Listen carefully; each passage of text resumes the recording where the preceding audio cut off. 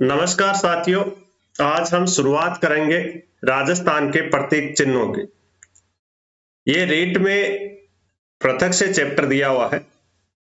अध्ययन शुरू करें उससे पहले राजस्थान वन्य जीव अभयारण्यों के तहत जो दो प्रमुख पुरस्कार दिए जाते हैं उनका अध्ययन हमने अभी तक नहीं किया था, इसलिए पहले इनका अध्ययन कर लेते हैं और इनके जस्ट बाद में हम राजस्थान के प्रतीक चिन्हों का अध्ययन करेंगे। तो आइए हम शुरुआत करते हैं।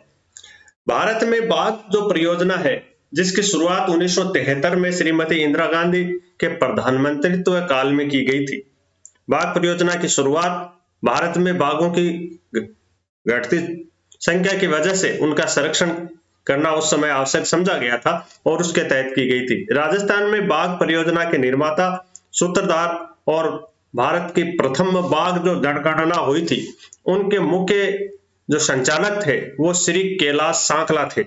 श्री कैलाश सांकला जोधपुर के रहने वाले थे और भारतीय वन सेवा के अधिकारी थे।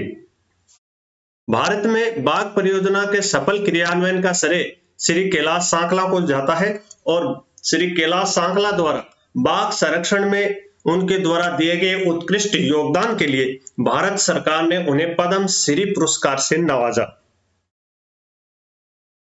श्री कैलाश सांकला ने अनेक पुस्तकें लिखी जिसमें प्रमुख पुस्तक जो है वो है tigerland, story of Indian tiger, bird sanctuary of Bharatpur, wild beauty, national park, garden of God's.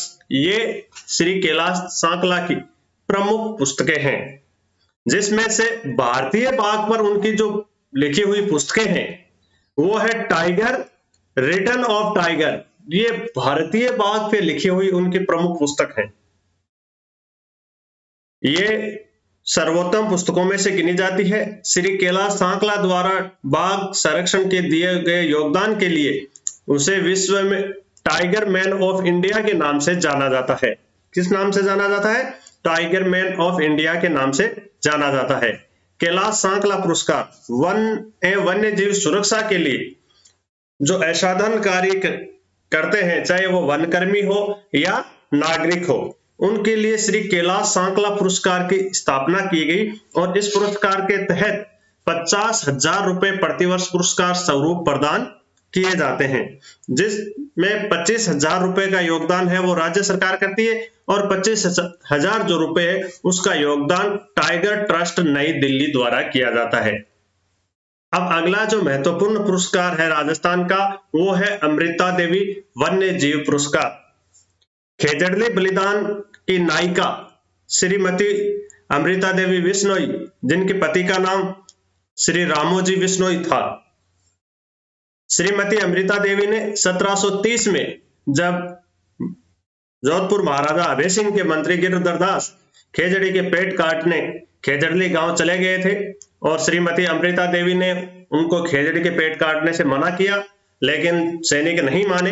तब श्रीमती अमृता देवी विश्नोई के नेतृत्व में उनकी तीनों पुत्रियां भागु, रत्नी और आशु और 363 स्त्री पुरुष है वो खेजड़ी के पेट के चिपक गए थे, परंतु अमानवीय कृत्य करते हुए सैनिकों ने उनको खेजड़ी के पेट के साथ ही काट दिया था। इस तरह से श्री अमृता देवी विश्नोई के नेतृत्व में एक महान बलिदान पेड़ों की रक्षा के लिए हुआ और उस बलिदान को चिर स्थायी बनाए रखने के लिए प्रतिवर्ष भाद्रपद शुक्ल एकादशी को खेजड़ली में विश्व का एकमात्र वृक्ष मेला लगता है और उन्हीं के नाम पर वन्य जीव सुरक्षा एवं संरक्षण को प्रोत्साहन देने के लिए व्यक्तियों को अमृता देवी वन्य जीव पुरस्कार प्रदान किया जाता है। इस पुरस्कार की शुरुआत सन 1994 में की गई थी और इस पुरस्कार के तहत संस्था को 50,000 रुपए प्रदान किए जाते हैं और व्यक्ति को 25,000 रुपए प्रदान किए जाते हैं। पहला अमृता देवी विश्नोई पुरस्कार पाली जिले के श्री गंगाराम विश्नोई को प्रदान किया गया था। तो ये थे वन्य जीवों के संबंध में दो महत्वपूर्ण पुरस्कार। अब हम लेते हैं हमारा प्रमुख जो आज का विषय है वो है राजस्थान के प्रतीक चिन्ह। राजस्थान के प्रतीक चिन्हों में सबसे पहले हम लेते हैं राज्य पक्षी। गोडावण को राजस्थान के राज्य पक्षी का दर्जा है वो 1981 में प्रदान किया गया। गोडावण मूलतः अफ्रीकी मूल का पक्षी है। किस मूल का पक्षी है? अफ्रीकी मूल का पक्षी है। इसे ग्रेट इंडियन बस्टर्ड, सोन चिड़िया, माल मोरडी, सारंग, हुकना और बड़ा तिलोड़ आदि उपनामों से जाना जाता है। चलिए, इसका वैज्ञानिक नाम क्रायोटिस नाइग्रिसेप्स है। क्रायोटिस नाइग्रिसेप्स इसका वैज्ञानिक नाम है। ये पक्षी वर्तमान में राजस्थान के 3 प्रमुख जगह शौकलिया, अजमेर, सोरसेन, बारा और राष्ट्रीय मरु उद्यान जैसलमेर बाड़मेर में देखा जा सकता है, संरक्षित है। जोधपुर जंतुआलय में गोडावण पक्षी के कृत्रिम प्रजनन के केंद्र की स्थापना की गई है, जहां गोडावण का कृत्रिम प्रजनन करवाया जा रहा है। गोडावण पक्षी एक सर्वहारा पक्षी है, मतलब ये छोटे मोटे घास जिसमें तारामीरा और मूंगफली ये विशेष पसंद करता है। इसके अलावा छोटे कीट जैसे तिलचट्टा है, टिड्डी है, बिच्छू है, इन कीटों का भी ये भक्षण करता है। इस तरह से ये सर्वहारा पक्षी है। इसकी ऊंचाई करीब करीब 4 फीट होती है और वजन इसका 8 से 12 किलो के करीब होता है। गोडावण पक्षी है वो जमीन पर अपना घोंसला बनाकर अंडे देता है और उन अंडों से इनके बच्चे जन्म लेते हैं। जैसलमेर में जो राष्ट्रीय मरु उद्यान है वहां सेवन घास से ये अपना घोंसला बनाता है और सेवन घास में ही ज्यादातर ये अंडे देता है। इसे राजस्थान का शुतुरमुर्ग कहा जाए तो भी कोई अतिशयोक्ति नहीं है। ये पक्षी संकटग्रस्त है, बहुत कम संख्या में बचा है अभी। IUCN द्वारा जो रेड बुक में उनको सम्मिलित किया जाता है जो संकटग्रस्त है, मतलब जो लुप्त प्राय हैं, उनको रेड बुक में सम्मिलित किया जाता है, रेड डाटा में। तो IUCN की जो रेड बुक है उसमें गोडाउन को गंभीर रूप से संकटग्रस्त श्रेणी में घोषित किया गया है। गंभीर रूप से संकटग्रस्त श्रेणी के अंतर्गत सम्मिलित किया गया है। भारतीय वन्य जीव सुरक्षा अधिनियम 1972 की अनुसूची 1 में इसे रखा गया है। भारत सरकार ने 5 जून 2013 को विश्व पर्यावरण दिवस के अवसर पर प्रोजेक्ट ग्रेट इंडियन बर्स्ट की शुरुआत की। किसकी शुरुआत की? प्रोजेक्ट ग्रेट इंडियन बर्ड्स की शुरुआत की थी गोडावण के लिए। क्लियर? अब अगला जो हम लेते हैं वो राज्य पशु चिंकारा। गोडावण को सोरसेन 12 में माल मोरडी के नाम से जाना जाता है। सोरसेन जो है वो ब्राह्मणी माता का मंदिर वहां पर है जिसकी पीठ की पूजा की जाती है। ये मंदिरों वाले चैप्टर में हम इसका अध्ययन करेंगे। अब है राज्य पशु चिंकारा। राजस्थान सरकार ने चिंकारा को राज्य पशु का दर्जा है 1981 में दिया। चिंकारा को राज्य पशु का जो दर्जा है वो वन्य जीव पशु के तहत दिया गया है। वन्य जीव पशु श्रेणी है, उसके तहत चिंकारा को राज्य पशु का दर्जा दिया गया है। चिंकारा का वैज्ञानिक जो नाम है वो है गजेला गजेला इसका वैज्ञानिक नाम है। ये छोटा हिरण एंटीलोप के उपनाम से प्रसिद्ध है। छोटा हिरण या एंटीलोप उपनाम से चिंकारा प्रसिद्ध है। चिंकारा सर्वाधिक मरु प्रदेश में पाया जाता है, सर्वाधिक मरु प्रदेश में पाया जाता है। और नाहरगढ़ अभयारण्य जयपुर जो है, नाहरगढ़ अभयारण्य जयपुर वो चिंकारों के लिए प्रसिद्ध है।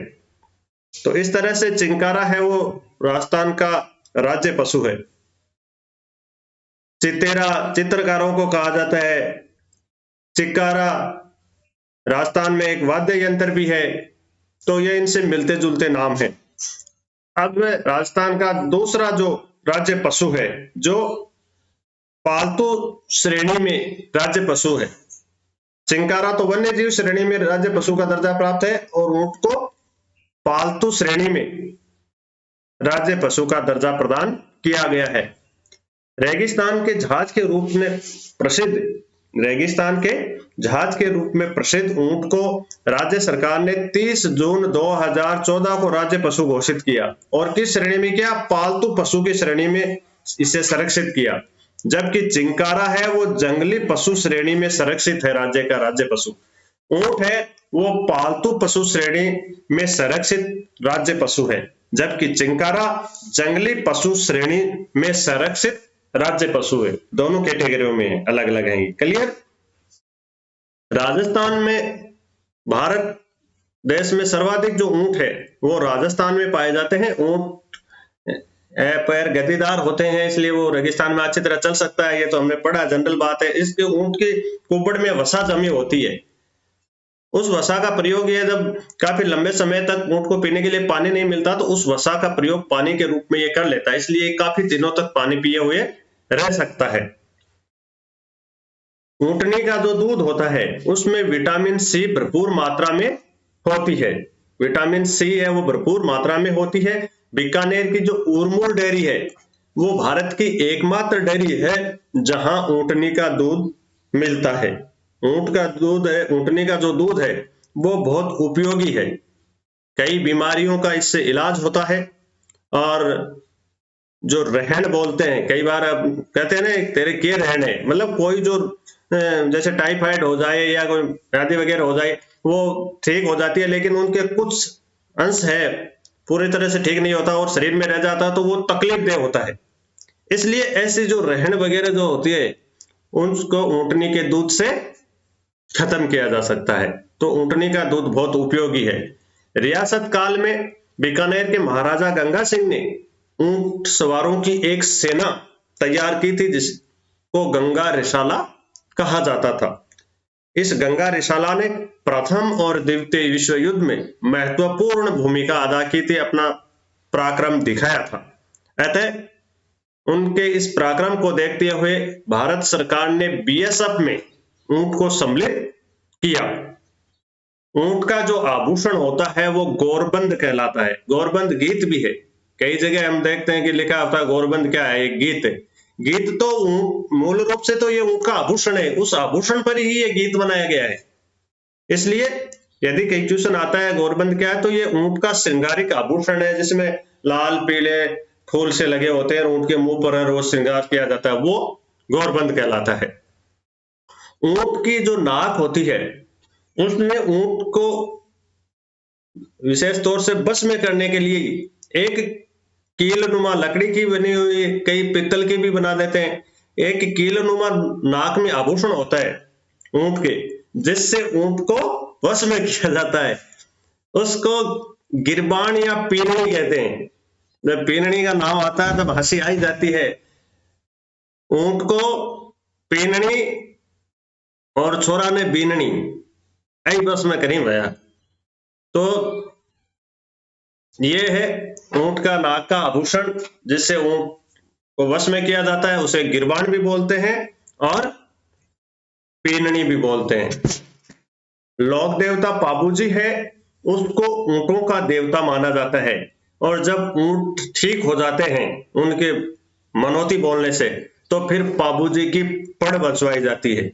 ये लोक देवता वाले चैप्टर में हम पढ़ेंगे विस्तृत रूप से इसको, लेकिन यहाँ जब प्रसंग आया हुआ है तो इसको क्लियर करना जरूरी था। इस तरह से पाबूजी को ऊंटों को लोक देवता माना जाता है और जब ऊंट वगैरह बीमार हो जाते हैं तो पाबूजी की पूजा की जाती है, उनकी मनौती मांगी जाती है और जब ऊंट ठीक हो जाते हैं तो ऊंट पालक हैं वो पाबूजी की पड़ बंचवाते हैं, जिन्हें भोपा जाति के लोग बांचते हैं। राजस्थान की रेबारी जो जाति है, राइका भी और रेबारी, विशेषकर रेबारी जो जाति है ऊंट की प्रमुख पालक जाति है।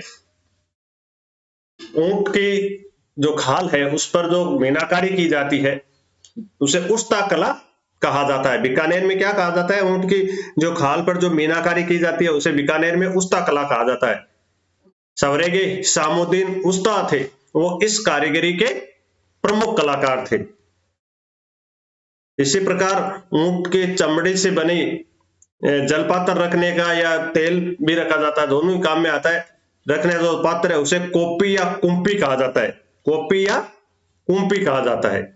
तो ये था राजस्थान का पालतू श्रेणी में संरक्षित राज्य पशु ऊंट। अब लेते हैं हम राज्य पुष्प। रोहिड़ा का जो फूल है, रोहिड़ा का जो फूल है उसे राजस्थान के राज्य पुष्प का दर्जा 21 अक्टूबर 1983 को प्रदान किया गया। रोहिड़ा का जो फूल है वो मार्च अप्रैल माह में रोहिड़े के लगते हैं। उनमें हरी मिर्च कलर का होता है, गुलाबी भी होते हैं, पीले भी होते हैं, लाल रंग के, ये तीनों रंगों के ही होते हैं। तो मार्च अप्रैल में रेगिस्तान में जहां रोहिड़े के पेड़ काफी मात्रा में है, ये पुष्प है वो खिल जाते हैं और मरु की शोभा को बढ़ा देते हैं। थार का जो मरुस्थल है जिसमें रोहिड़े के खिले हुए फूल उस मरु प्रदेश की शोभा को बढ़ा देते हैं, इसलिए इसे मरु शोभा कहते हैं। रोहिड़े के फूल को जोधपुर में मारवाड़ की टिंक के नाम से जाना जाता है। रोहिड़े का जो वैज्ञानिक नाम है वो है टेकोमेला अंडुलेटा, टेकोमेला अंडुलेटा। रोहिड़ा है पश्चिम राजस्थान में सर्वाधिक पाया जाता है, क्योंकि रोहिड़े की जो लकड़ी है वो खारी होती है और तेलीय प्रवृत्ति की होती है, इसलिए रोहिड़े की लकड़ी में कभी दीमक नहीं लगती।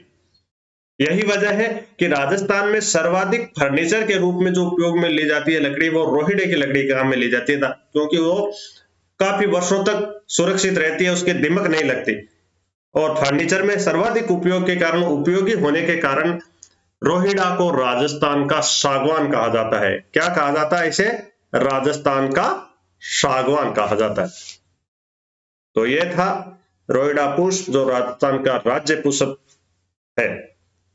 अब अगला है राजस्थान का राज्य वृक्ष। खेजड़ी को राजस्थान का राज्य वृक्ष है, वो 31 अक्टूबर 1983 को घोषित किया गया। 31 अक्टूबर 1983 को खेजड़ी के पेड़ को राजस्थान के राज्य वृक्ष का दर्जा दिया गया। खेजड़ी का वैज्ञानिक नाम है प्रोसेपिस सिनेरेरिया, प्रोसेपिस सिनेरेरिया, ये इसका वैज्ञानिक नाम है। खेजड़ी को भिन्न भिन्न नामों से जाना जाता है। प्राचीन जो हिंदू धर्म ग्रंथ हैं उनमें खेजड़ी को समी वृक्ष के रूप में जाना जाता है। हवन आदि में जो समी की लकड़ियों का जो उल्लेख है वो समी की लकड़ियां कौन सी? खेजड़ी की लकड़ी। इसी प्रकार खेजड़ी को भिन्न भिन्न जो क्षेत्र हैं उनमें भिन्न भिन्न नामों से जाना जाता है। जैसे शेखावाटी क्षेत्र है, पंजाब हरियाणा है, उसमें इसे जाटी कहा जाता है, जाटी, कि भाई जाटी छांगड़ न गयो, जाटी काटन न गयो। सिंधी भाषा में इसे छोकड़ा कहा जाता है। तमिल भाषा में पेमे कहते हैं। कन्नड़ भाषा में बन्ना बन्नी इसे कहते हैं। विष्णु संप्रदाय के लोग भी इसे समी के नाम से जानते हैं और राजस्थानी भाषा में इसे सिमलो कहा जाता है, सिमलो कहा जाता है। इस तरह से खेजड़ी को भिन्न भिन्न भाषाओं में भिन्न भिन्न नामों से जाना जाता है। ये नाम इस वजह से हमारे समक्ष आ पाए तमिल वाले लिए, क्योंकि प्राचीन धार्मिक ग्रंथों में, हिंदू धार्मिक ग्रंथों में जो समी शब्द का उल्लेख हुआ है वैसे ही धार्मिक ग्रंथ तमिल और सिंधी कन्नड़ भाषा में भी हैं, तो उनमें इस खेजड़ी के वृक्ष के लिए, इस समी के पेड़ के लिए इन शब्दों का इस्तेमाल किया गया है। राजस्थान में कल्प वृक्ष, जाटी, समी, थार का कल्प वृक्ष, रेगिस्तान का गौरव आदि उपनामों से खेजड़ी के पेड़ को जाना जाता है। क्लियर? खेजड़ी के पेड़ में भगवान शिव का निवास माना जाता है। पौराणिक जो ग्रंथ हैं उनके अनुसार पीपल में भगवान विष्णु का, बरगद में भगवान ब्रह्मा का और खेजड़ी में भगवान शिव का निवास माना जाता है। खेजड़ी है उसको विजयदशमी को या दशहरे के दिन खेजड़ी की पूजा की जाती है और दशमी को, विजयदशमी को लीलटास पक्ष जो है उसको देखना शुभ माना जाता है। खेजड़ी के वृक्ष की पूजा कब की जाती है? दशहरे को, विजयदशमी जो है उसको खेजड़ी की पूजा की जाती है और उस दिन लीलटास पक्षी देखना शुभ माना जाता है। राजस्थान में शेखावाटी जो क्षेत्र है उसमें खेजड़ी का बाहुल्य है। खेजड़ी की जो हरी पत्तियां हैं उसे लूंग कहते हैं, कई लुम्ब भी बोलते हैं, जिसे पशु खाते हैं। खेजड़ी के लगने वाले जो पतली फली है उसे सांगरी कहते हैं। राजस्थान की जो प्रसिद्ध सब्जी है पंचकुटो, उसमें सांगरी एक प्रमुख भाग है। सांगरी है, कुम्मट है, कैर है, मिर्ची है, ये जो है ये राजस्थान की प्रसिद्ध जो सब्जी है पंचकुटो उसके प्रमुख भाग है। तो इसलिए खेजड़ी की जो हरी पतली जो फलियां होती है उन्हें सांगरी कहा जाता है, और जब ये फली मोटी हो जाती है और सूख जाती है तो उसे खोका कहा जाता है। क्या कहा जाता है? खोका कहा जाता है। 5 जून 1988 को विश्व पर्यावरण दिवस पर खेजड़ी पर 60 पैसे का डाक टिकट जारी किया। ये महत्वपूर्ण है कि खेजड़ी के वृक्ष पर डाक टिकट कब जारी किया गया या राज्य के कौन से प्रतीक चिन्ह पर दिनांक 5 जून 1988 को विश्व पर्यावरण दिवस पर है वो डाक टिकट जारी किया, वो था खेजड़ी का पेड़। सामान्यतः राजस्थान में गोगाजी और झुंझारजी जो लोक देवता के रूप में जाने जाते हैं, उनके पेड़ सामान्यतः खेजड़ी के पेड़ के नीचे इनके थान होते हैं। गोगाजी और झुंझारजी के जो थान होते हैं ना गांवों में, वो सामान्यतः खेजड़ी के पेड़ के नीचे होते हैं। मांगलिया वास अजमेर में एक गांव है जहां 2 खेजड़ी के बड़े विशाल पेड़ हैं, जिनके बारे में कहा जाता है कि ये 1000 साल पहले के पुराने पेड़ हैं। मांगलिया वास अजमेर में 12 सितंबर 1978 को प्रतिवर्ष 12 सितंबर को खेजड़ली दिवस मनाया जाता है। यह महत्वपूर्ण क्वेश्चन है। खेजड़ली दिवस कब से शुरू किया गया? 12 सितंबर 1978 को। प्रतिवर्ष 12 सितंबर को विश्व खेजड़ली दिवस मनाया जाता है। ऑपरेशन जो खेजड़ा है उसकी शुरुआत 1991 में की गई थी। क्लियर? अब अपन अगला जो प्रतीक चिन्ह है वो लेते हैं राज्य नृत्य। घूमर को राजस्थान का राज्य नृत्य घोषित किया गया। घूमर है वो केवल महिलाओं द्वारा मांगलिक अवसरों पर किया जाने वाला नृत्य है। इसमें केवल महिलाएं भाग लेती हैं और वो मांगलिक अवसरों पर यह नृत्य किया जाता है। घूमर नृत्य को राजस्थान के नृत्यों का सिरमौर या राजस्थान के नृत्यों की आत्मा कहा जाता है। घूमर शब्द जो है वो जब स्त्रियां घाघरा पहन के नृत्य करती है और चक्कर लगाती है तो घाघरे का एक गोला घुम बन जाता है, उसके नाम पर ही इसका नाम घूमर पड़ा। चलिए, स्त्रियां जब घाघरा जो वस्त्र है उनका वो पहन के गोल घूमती है नृत्य में, तो घाघरा एक गोल घेरनुमा आकृति बना लेता है। घूम चक्कर भाई जो सर्किल वगैरह होते हैं उनको हम किस नाम से बोलते हैं? घूम चक्कर। घूम मतलब गोल कर, तो वो ये जो गोल घाघरे से जो आकृति बनती है घूम, उससे ही इस नृत्य का नामकरण घूमर हुआ है। क्लियर? राजस्थान में अविवाहित कन्याएं, कुंवारी कन्याएं हैं, वो पहले कुंवारी कन्याएं घाघरा नहीं पहनती थी। आजकल तो पहनती है, पहले नहीं पहनती थी। इसलिए जो कुंवारी कन्याएं जो नृत्य करती थी उसे झूमर कहा जाता था, क्योंकि वो घाघरा तो पहनती नहीं थी, इसलिए घूम की आकृति नहीं बनती थी, केवल वो झूमती थी। अपन कई आदमी वैसे नाचते हैं तो अपन कहते हैं ना, अरे क्या झूमो, तो वो लड़कियां उस समय पहले कुंवारी कन्याएं वो घाघरा नहीं पहनती थी, इसलिए वो जब नृत्य करती थी तो वो घाघरा नहीं पहनने की वजह से घूम की आकृति नहीं बनती थी, इसलिए उन कुंवारी कन्याओं द्वारा किया जाने वाला नृत्य झूमर नृत्य कहलाता था। क्या कहलाता था? झूमर नृत्य। और विवाहित स्त्रियां घाघरा वस्त्र पहन के जो नृत्य करती है, जिससे घाघरे के गोल आकार में घूम की आकृति बनती है, तो उसे घूमर नृत्य कहा जाता है। क्लियर? अब है राज्य का शास्त्रीय नृत्य। कथक जो नृत्य है, कथक नृत्य, उसको राज्य का शास्त्रीय नृत्य कहा जाता है। कथक नृत्य का जन्म है वो लखनऊ घराने से माना जाता है मूल रूप से। कथक का प्रमुख जो घराना है वो लखनऊ घराना है। ये उत्तर भारत का प्रमुख नृत्य है कथक। राजस्थान में कथक नृत्य का सबसे प्राचीन जो घराना है वो जयपुर घराना है। मतलब जयपुर घराना राजस्थान में कथक नृत्य जो है उसका केंद्र बिंदु है राजस्थान में। और इस नृत्य के जन्मदाता भानुजी महाराज को माना जाता है। कथक कथक जो नृत्य है उसके जन्मदाता कौन माने जाते हैं? भानुजी महाराज। अब राज्य गीत, केसरिया बालम आओ नी पधारो हमारे देश, ये राजस्थान का राज्य गीत है। वास्तव में शानदार गीत, क्या भाव है इसके। केसरिया बालम आओ नी पधारो मारे देश, केसरिया बालम आओ नी पधारो मारे देश। ये एक बहुत शानदार भाव लिया हुआ है और इसका कथानक ढोला मारू की जो प्रेम कहानी है, कथानक है, उससे जुड़ा हुआ है। राजस्थान में इसको सबसे पहले उदयपुर की मांगी बाई ने गाया था। लेकिन इस गीत को अंतरराष्ट्रीय स्तर पर पहचान दिलाने का श्रेय बीकानेर की मांड गायिका अल्लाह जिलाई बाई को है। अल्लाह जिलाई बाई ने इस गीत को अंतरराष्ट्रीय पहचान दिला दी और उन्होंने मांड गायकी में इसको शानदार अंदाज में गाया था।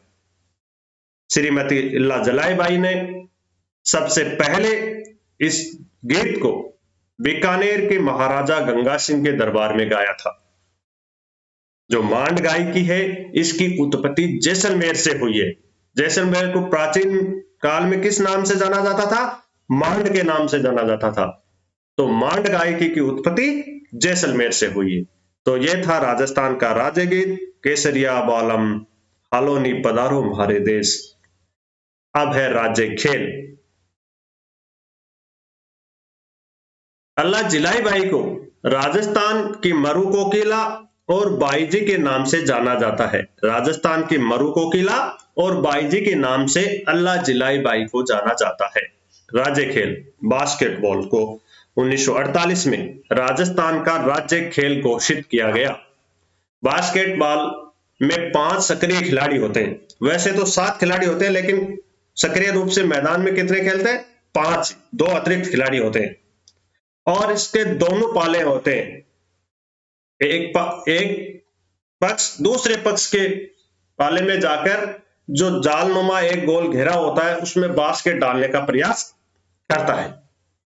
राजस्थान राज्य जो बास्केटबॉल संघ है उसका मुख्यालय अजमेर में है। अब हम लेते हैं राज्य मिठाई। घेवर को राज्य मिठाई घोषित किया गया है। घेवर है वो डिस्क आकार की होती है। एक छोटे प्यालानुमा कढ़ाई होती है जिसमें घी या तेल गर्म किया जाता है। फिर उस घी या तेल में दूध में मैदा मिला होता है, केसर मिली होती है, कुछ काजू बादाम उनका पिसा हुआ बुरा भी मिलाया हुआ होता है। वो दूध उस छोटी कढ़ाई नुमा जो प्याली होती है जिसमें घी और तेल, कोई तेल में बनाता है कोई घी में बनाता है, उसमें धीरे धीरे वो दूध का जो घोल है लिक्विड वो डाला जाता है और वो भाप बनते हुए उसका जो खोआ है वो मधुमक्खी के छाते नुमा आकृति का उसमें गोल बन जाता है जिसमें बीच बीच में खाली जगह होती है। फिर उसको निकाल के चाशनी में डाल देते हैं, तब उस खाली जगह में चाशनी भर जाती है और फिर उस घेवर को चाशनी से निकालकर उस पर मावे का खोआ वगैरह आदि लगा देते हैं। इस तरह से घेवर है वो तैयार होती है। घेवर का राजस्थान में प्रचलन गणगौर, तीज, मकर संक्रांति पर विशेष रूप से। मकर संक्रांति पर राजस्थान में शेखावाटी क्षेत्र में घेवर है बहुत ज्यादा प्रचलित है। वहीं गणगौर में और तीजों में जयपुर और मारवाड़ में भी घेवर का बहुत ज्यादा प्रचलन है। सिंजारा कब होता है? जब किसी कन्या की सगाई कर दी जाती है या नवविवाहित कन्या के ससुराल वाले जो शादी का सिंजारा भेजते हैं, तीज या गणगौर के पहले दिन भेजते हैं सिंजारा, तब उनके वस्त्रों के साथ साथ घेवर की मिठाई विशेष रूप से भेजने का प्रचलन है सिंजारों पे। अब अगला है राज्य कवि। प्रसिद्ध कवि सूर्यमल मिश्रण को, जो बूंदी दरबार के कवि थे सूर्यमल मिश्रण, उनको राजस्थान का राज्य कवि कहा जाता है। सूर्यमल मिश्रण राजस्थान के पहले कवि हैं जिन्होंने 1857 के स्वतंत्रता संग्राम को एक स्वतंत्रता संग्राम की संज्ञा दी, एक स्वतंत्रता संग्राम की संज्ञा दी है। वो राजस्थान के पहले कवि हैं। भारत के वीर दामोदर दास सावरकर ने इंडिपेंडेंट वार ऑफ इंडिया में 1857 के स्वतंत्रता संग्राम को उन्होंने भारत का प्रथम स्वतंत्रता संग्राम कहा।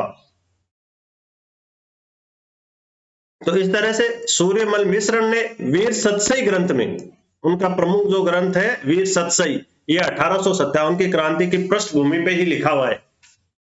वीर सतसई जो ग्रंथ है सूर्यमल मिश्रण का, वो 1857 की क्रांति की पृष्ठभूमि पर ही लिखा हुआ है और इस वीर रसात्मक काव्य है ये। इस ग्रंथ में उन्होंने 1857 की क्रांति को एक स्वतंत्रता संग्राम की संज्ञा दी। इला न देनी आपनी हालरियो हुलराए, पूत सिकावे पालनेर मरण बढ़ाई माय। वो दोहा है वो इस वीर सतसई का ही है, जिसमें राजस्थान की माताएं अपने जन्मने वाले पुत्र को वीर रसात्मक कहानियां और बातें सुनाती है कि अब इला न देनी आपनी हालरियो हुलराए, पूत सिकावे पालने मरण बढ़ाई माय। तो इस रचना में सूर्यमल मिश्रण ने इसे एक स्वतंत्रता संग्राम की संज्ञा दी। सूर्यमल मिश्रण की अन्य जो रचनाएं हैं वीर सतसई के अलावा, वो है वंश भास्कर, रमजाटक, छंदोमय, बलवंत विलास, प्रताप चरित्र आदि अन्य प्रमुख रचनाएं हैं। अब है लोकवाद्य। लोकवाद्य में अलगोजा को राजस्थान का लोकवाद्य कहा जाता है। अलगोजा है वो मुझ से बजाए जाने वाला वाद्य यंत्र है, मुझ से बजाया जाने वाला वाद्य यंत्र है। इसमें 2 बांसुरियां लगी होती है, मुंह से बजाते हैं वहां एक, फिर आगे थोड़ा सा गोलनुमा घेरा सा होता है, उसके 2 बांसुरियां ऐसे लगी होती है ऐसे, तब फूंक मार के उन दोनों बांसुरियों पर अंगुलियों की सहायता से स्वर निकाले जाते हैं, वो है अलगोजा। मारे छेल भंवर रो अलगोजो खेता में बाजे। अगला जो है, हालांकि ये उनको दर्जा नहीं है लेकिन ये प्रमुख है। जोधपुरी कोट अपनी अलग पहचान बना रहा है अंतरराष्ट्रीय स्तर पर। जो जोधपुर का जो बंद गले का जो कोट है वो अपनी पहचान बना रहा है, ये भी प्रतीक के रूप में है। हालांकि इन्हें दर्जा नहीं है, घोषित नहीं किया गया है, लेकिन फिर भी ये प्रतीक के रूप में अपनी पहचान बना रहा है कि राजस्थान जोधपुरी कोट जो है वो विश्व में अपनी पहचान बना रहा है और ये बंद गले का कोट होता है। और ये थे राजस्थान के प्रतीक चिन्ह जिनका हमने अध्ययन किया।